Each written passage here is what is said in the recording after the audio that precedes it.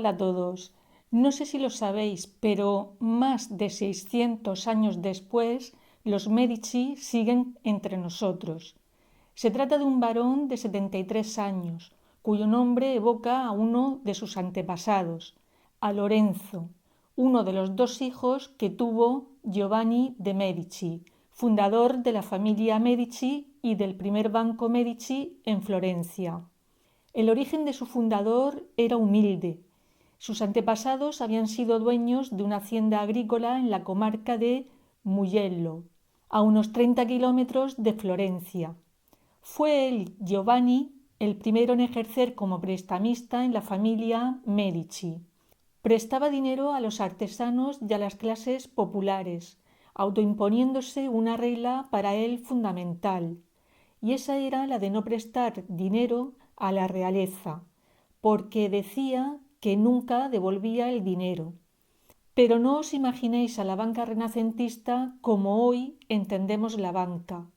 En aquella época los comerciantes de dinero iban al mercado y, como si estuvieran vendiendo frutas y verduras, gritaban sus mejores ofertas. Pero sí que es cierto que la palabra banco, con la que hacemos referencia hoy en día a una entidad bancaria, sí que viene de aquella época. Os cuento. Cada banquero trabajaba desde su propia mesa instalada en el pasillo del mercado, y la palabra mesa en italiano es banco.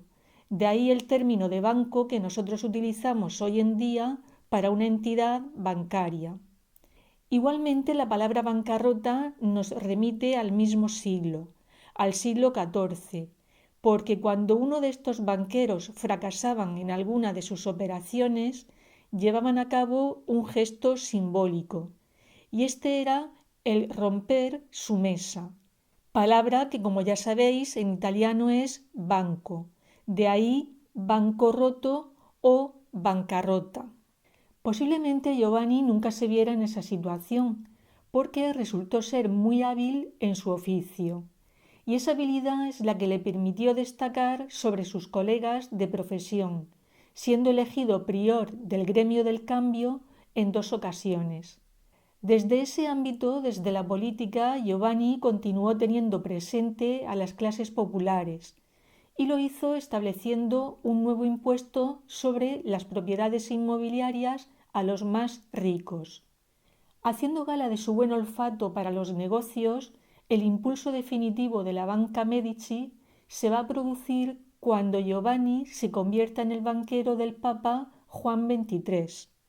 Este papa fue el cuarto de los papas en el llamado cisma de Occidente, es decir, cuando en la Iglesia Católica 3 obispos se disputaban la autoridad pontificia. Estos fueron Gregorio XII, Benedicto XIII y Alejandro V. En el Concilio de Pisa de 1409 se decretó la deposición de los 2 papas reinantes, de Benedicto XIII en Aviñón y Gregorio XII en Roma, siendo elegido Alejandro V. Pues bien, a la muerte de este en 1410 le sucederá Juan XXIII, pero 4 años después, en el Concilio de Constanza, fue depuesto acusado de herejía, asesinato, violación, sodomía e incesto. Por todo ello fue encarcelado y se nombró a un nuevo papa, a Martín V.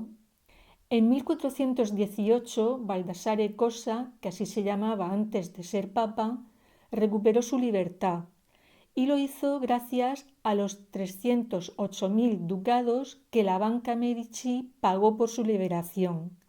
Sin embargo, la consideración que se tenía sobre el que había sido Juan XXIII cambió un año después, declarándosele como el antipapa. Esto hizo que la familia Medici fuera muy criticada cuando, a la muerte de dicho papa, financiaron la construcción de un monumento para su enterramiento en el baptisterio de la ciudad. No hace falta decir que el nombre de Juan XXIII fue borrado de la lista oficial de papas, hasta que en 1958 Angelo Roncalli eligió ese nombre. Pero esta no era la primera vez que la familia Medici hacía una donación para el baptisterio de Florencia. Ya en 1401 habían encargado un par de puertas de bronce. Ese fue el comienzo del mecenazgo de los Medici. Ser mecenas significa hacer una aportación económica para promover, en este caso, el arte. Pero, ¿realmente Giovanni de Medici lo hizo por amor al arte? Pues posiblemente no. Giovanni era un cristiano devoto y según la Biblia la actividad que él realizaba, que era la de la usura, es decir, prestar dinero, constituía un pecado mortal. Sin embargo, durante el Renacimiento y de acuerdo con la misma doctrina de la Iglesia, podías salvarte del infierno patrocinando una gran obra de arte o arquitectura. Y qué mejor que donar ese dinero para el baptisterio de Florencia, ya que ese edificio tenía un gran simbolismo, porque tantos ricos como pobres eran bautizados en él. Giovanni dejó a sus hijos un patrimonio de casi 200.000 florines de oro, una red de influencias envidiable que llegaba hasta el Vaticano, y el próspero negocio de la banca, que por entonces lo había ampliado con sucursales en Alemania, Países Bajos y dentro de la península itálica en Venecia, Roma o Nápoles. Antes de morir a los 69 años, redactó su testamento y en él aconsejó a sus hijos Cosme y Lorenzo lo siguiente: tomad para vosotros todo aquello que os consientan las leyes y los hombres, y nada más. Manteneos a resguardo del odio, y así no correréis riesgos, porque la envidia y el rencor se ocasionan no tanto por lo que se hereda, como por aquello que se toma por la fuerza. Su hijo Cosme no sólo iba a disponer del legado de su padre, sino también de un estatus social relevante, por su matrimonio con Contesina de Bardi, quien pertenecía a una de las familias aristocráticas más ilustres de la ciudad de Florencia. Todo ello le permitió que en 25 años duplicara el patrimonio que había recibido de su padre. Pero Cosme, al igual que su padre, sentía que tenía que expiar de alguna manera el pecado que cometía a diario practicando la usura. Así que vestía con ropa sencilla, montaba en burro en lugar de a caballo, y así como su padre ordenó como redención de su pecado la construcción de la Basílica de San Lorenzo de Florencia, Cosme, previo acuerdo con el Papa Eugenio IV, financió la construcción del monasterio de San Marco. De tal acuerdo quedó constancia en una inscripción que se encuentra en el interior del monasterio, concretamente a la entrada de una celda que es un poco más grande que la de los monjes y que correspondía a Cosme. En su interior, Cosme ayunaba, hacía penitencia y rogaba por la salvación de su alma eterna. Para Cosme, el monasterio de San Marco era un regalo que ofrecía a Cristo. Por lo tanto, se veía como un rey mago. Tanto es así que su familia y él se unieron a una fraternidad que celebraba a los 3 reyes magos. Y lo celebraban con una procesión que desfilaba por las calles de Florencia y en la que cientos de personas, vestidas con colores brillantes y llevando animales como tigres, monos y guepardos, recreaban el viaje de los Reyes Magos a Belén. Pese a estos antecedentes, el gran mecenas de la familia Medici va a ser Lorenzo, el nieto de Cosme. Y en este caso sí que ejercía el mecenazgo por amor al arte y no para expiar su culpa. Lorenzo recibió la mejor educación, formación que empleó no en la banca, sino en el arte. Su proyecto era revivir la belleza del pasado clásico y para ello fundó una academia que instaló en su propio jardín. Y os sorprenderá saber que uno de sus alumnos fue Miguel Ángel, al que conoció cuando tenía 15 años. Pero ocurrió que en esa academia se incentivaba el arte pagano sobre el religioso, y esto no le pareció nada bien a un monje apellidado Savonarola. Así que éste se dedicó a destruir todo lo que los Medici habían creado. Me refiero a dioses desnudos, diosas, ninfas.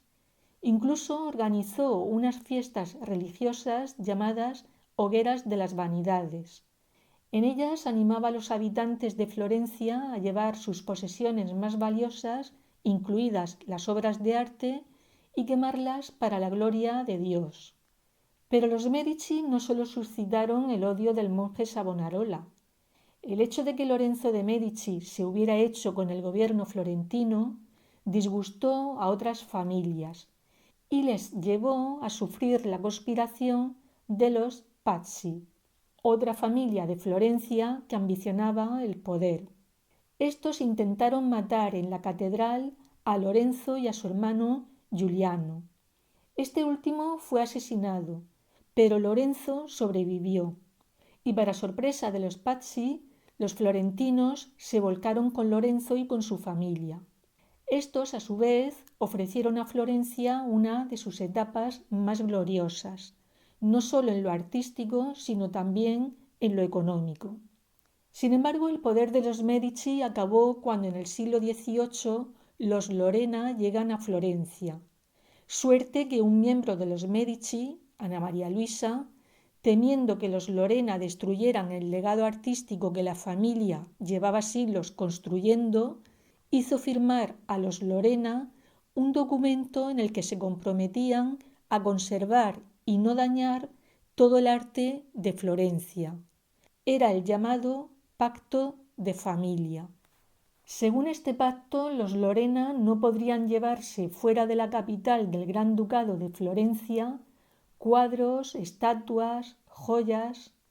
El objetivo de esa prohibición era que todo ese material artístico permaneciera siendo propiedad del Estado, para el disfrute del público, y que sirviera también para atraer a otros visitantes de fuera de la ciudad.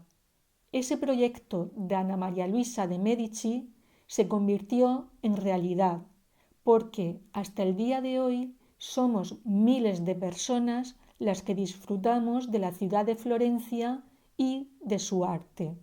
Los florentinos se sienten muy agradecidos con Ana María Luisa y una vez al año, cada 17 de febrero, la homenajean en el Palacio Viejo, para después hacer un desfile histórico desde la Plaza de la Señoría hasta la Capilla de los Príncipes.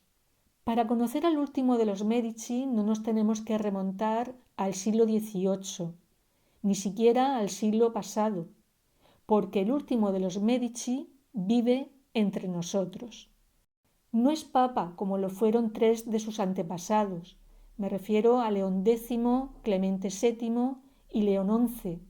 Tampoco se trata de un rey, como sí lo fueron dos miembros de su familia, Catalina de Medici y María de Medici, quienes fueron reinas de Francia, y aunque como ya sabéis se llama Lorenzo, no ejerce como mecenas, porque esa actividad, y según él, conlleva numerosos problemas burocráticos. En este sentido, lo que sí hace es ayudar a través de una fundación para nuevos artistas con sede en Frankfurt, actividad que compagina con su labor como escritor. A él le ha correspondido darnos a conocer de primera mano la historia de su familia, a través de varios libros que ha publicado. Con él termina una dinastía que se inició hace más de 600 años, porque no deja descendencia, algo que se le ha reprochado en alguna ocasión. Pero lo cierto, y como Lorenzo bien dice, si en los últimos 600 años se ha hablado de la familia Medici, seguro que se hablará otros 500 años con o sin descendencia.